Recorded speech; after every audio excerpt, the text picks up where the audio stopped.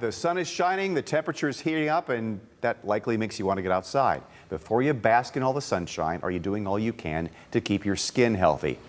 Maybe not. Dr. Munir Boutros is here with Renaissance Dermatology to go over some things to think about during, Skin Cancer Awareness Month. I'm the poster child for that. Absolutely. Well, hello, Dan. Hello.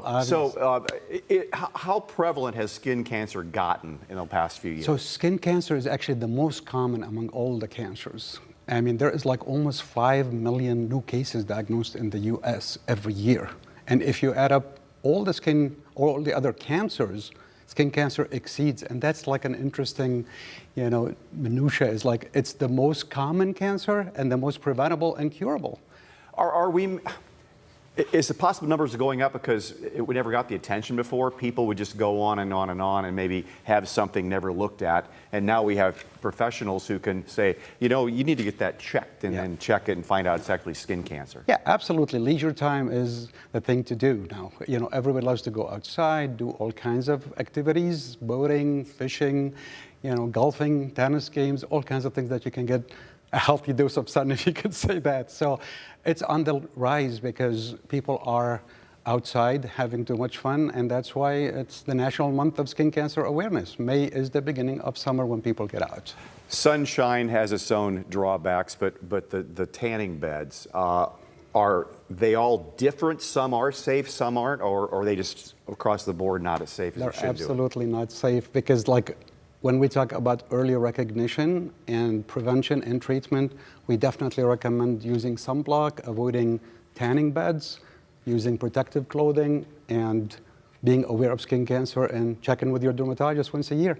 I think with my logic, sometimes before I go on a vacation in the winter when I have nothing at all, going a little bit to a tanning bed gives me a little bit of a base so I don't get burned when I go on vacation. Right. That's a preventable type thing. What's the pros and cons of doing that? So, the American Academy of Dermatology has discussed this issue extensively. They even said self-tanners that you spray were much safer than using the tanning beds because people do not realize how close they are to the source of the light.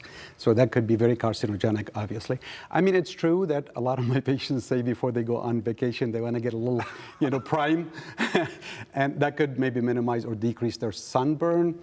Do we recommend that? Maybe not. We recommend sunblock more. We recommend, for cosmetic reasons, the self-tanners. Of course, I know the suntan lotion, the SPFs, all the different levels.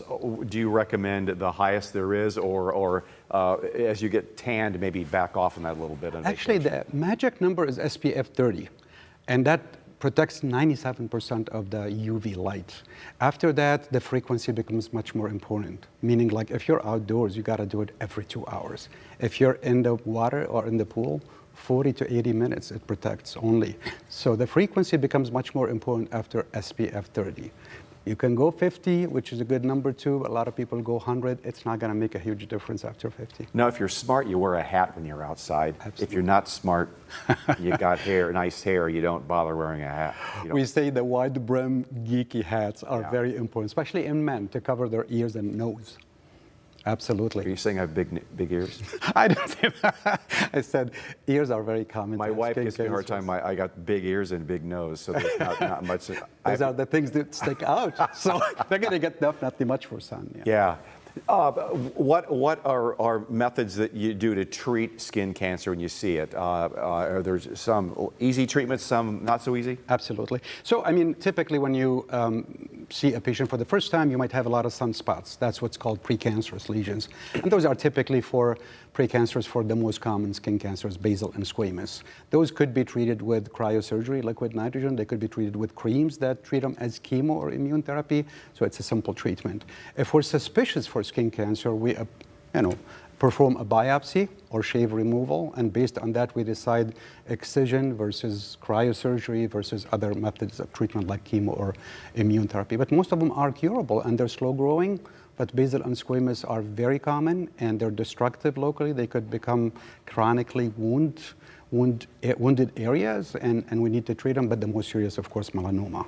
And melanoma is deadly. It's the silent killer. It's the #1 killer for younger generations. So that definitely needs to be addressed with extensive surgery and potentially lymph nodes biopsies and testing. They do a lot of neuroimaging for that to make sure it did not metastasize. The smartest thing to do, though, is get to a doctor and have a professional look at whatever you might have to see if you have skin cancer. There's the contact number right there, 5951 Renaissance Place, just there on Holland, Sylvania. And there's the phone number to call, the office there.